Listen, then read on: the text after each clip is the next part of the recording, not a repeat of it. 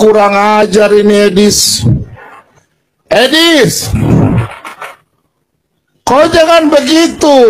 Saya belum bertanya loh. Ini sesat ya. Dengar, ini sesat ya. Saya belum jawab. Edis, kenapa kau takut? Kelihatan kan? Ini iblis. Kalian jangan dukung Edis. Menurut Pak Edis, klarifikasi Yesus apa? Penyaliban ini ada rencana iblis atau rencana Allah Bapa? Rencana iblis.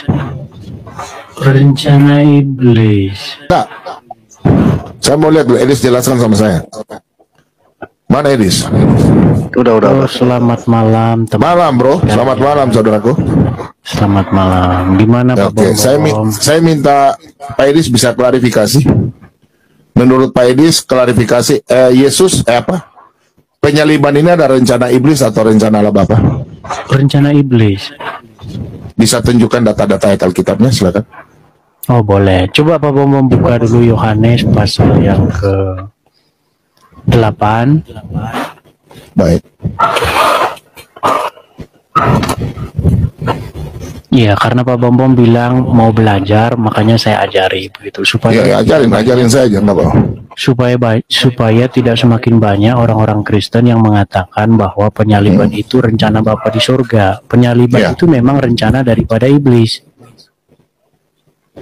Tapi sekalipun demikian, justru lewat penyaliban itu rahmat Tuhan dinyatakan.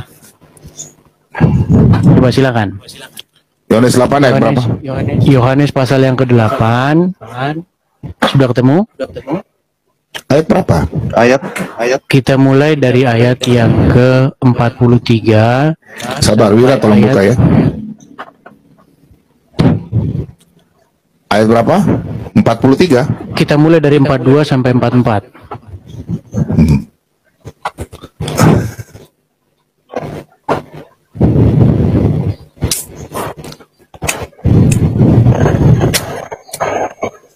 Aduh. Silakan. Oke, saya baca ya. Ini tafsirannya Edis ya. Saya nggak tafsir. Kita nggak boleh nafsir. Apa yang tertulis saja. Silakan. Kata Yesus kepada mereka, jikalau Allah adalah Bapa. Kata Yesus kepada mereka, orang-orang Yahudi yang lagi diskusi sama Yesus. Betul. Terus? Kata Yesus kepada mereka, jikalau Allah adalah Bapamu, kamu akan mengasihi aku, sebab aku keluar dan datang dari Allah. Dan aku datang bukan atas kehendakku sendiri, melainkan Dialah yang mengutus aku. Apakah sebabnya kamu tidak mengerti bahasaku? Sebab kamu tidak datang menangkap firmanku? Iblislah yang menjadi bapamu, dan kamu ingin melakukan keinginan-keinginan bapamu. Ia adalah pembunuh manusia sejak semula, dan tidak hidup dalam kebenaran. Sebab di dalam dia tidak ada kebenaran. Apabila ia berkata dusta, ia berkata atas kehendaknya sendiri. Sebab ia adalah pendusta dan bapa segala dusta. Ini menurutmu penafsiranmu, saudara? Tidak. Di situ yang ingin membinasakan Yesus siapa? Iblis. Ya betul. Salah. Jadi penyaliban. Kamu penafsiranmu salah, saudaraku. Sebentar, begini pelan-pelan ya. Silakan. Di situ Tuhan kita Yesus sedang berdiskusi dengan ahli-ahli Taurat dan orang-orang Farisi, di mana ahli-ahli Taurat berusaha untuk membinasakan Yesus, betul? Lanjut aja, kamu ngomong lanjut aja. Bukan, saya konfirmasi dulu, betul atau salah? Bagaimana, ulang? Keinginan untuk membinasakan Yesus adalah keinginan ahli-ahli Taurat dan orang-orang Farisi, betul atau salah? Atau keinginan murid-murid? Bukan. Oke. Ahli Taurat, lanjut. Oke, siapakah yang menjadi bapaknya ahli Taurat dan orang-orang Farisi itu? Iblis. Dan keinginan siapakah itu? Untuk membinasakan Yesus? Keinginan manusia itu? Ahli Taurat menurut Tuhan Yesus keinginan siapa? Orang ahli Taurat itu. Sekarang saya tanya, free will Menurut kamu free will Bukan, atau jangan kebebasan? kemana-mana dulu. Sebentar. Gini, Saya mau belajar sama kamu. Saya mau belajar sama kamu. Mengundang saya mau belajar, biar saya ajarin sebentar. Enggak, kamu yang ngajarin saya. Enggak apa-apa, terus. Nanti saya bertanya ya. Jadi ayat itu jelas, iblislah yang menjadi bapamu dan kamu ingin melakukan keinginan bapamu. Jadi keinginan untuk menyalibkan Yesus itu adalah keinginan iblis, bukan keinginan Bapa di surga.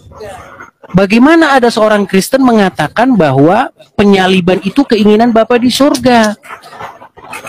Nah, itu yang pertama. Kemudian yang kedua, coba buka Korintus 1 Korintus 2.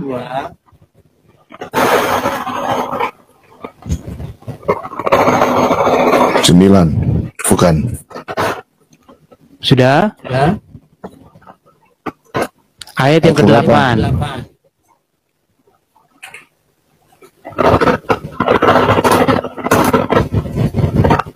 Silakan dibaca. Tidak ada dari penguasa dunia ini yang mengenalnya. Mengenal siapa itu? Tidak ada dari penguasa ini yang dunia ini yang mengenalnya. Tuhan. Ya, mengenal siapanya itu siapa? Tuhan. Sebentar, saya baca dari atas dulu. Silakan. Sungguh pun demikian kami dari ayat 6 ya. Sungguh pun demikian kami memberikan hikmat di kalangan mereka yang telah matang, yaitu hikmat yang bukan dari dunia ini, yang bukan dari penguasa-penguasa dunia ini, yaitu penguasa-penguasa yang akan ditiadakan. Berarti iblis ya. Tetapi yang kami beritakan ialah hikmat Allah yang tersembunyi dan rahasia, yang sebelum dunia dijadikan, telah disediakan Allah bagi kemuliaan kita. Tidak ada dari penguasa dunia ini yang mengenalnya. Sebab kalau sekiranya, sebentar, kau diam dulu. Tidak ada dari penguasa ini yang mengenalnya. Sebab kalau sekiranya mereka mengenalnya, mereka tidak menyalibkan Tuhan yang mulia. Iya, jadi yang menyalib Yesus itu adalah orang-orang yang tidak mengenal Yesus, adalah orang-orang para penguasa yang tidak mengerti hikmat Tuhan. Jadi berarti orang itu orang berdosa bukan? Ya jelas. Oke, orang berdosa ya. Orang berdosa ya. Maksud saya begini, saya cuma menyampaikan begini saja Pak Bombo. Keinginan Bapa di surga itu adalah supaya Tuhan Yesus taat menghadapi penyaliban itu, bukan supaya Bapak itu supaya Bapak ingin bahwa Yesus disalibkan, bukan begitu.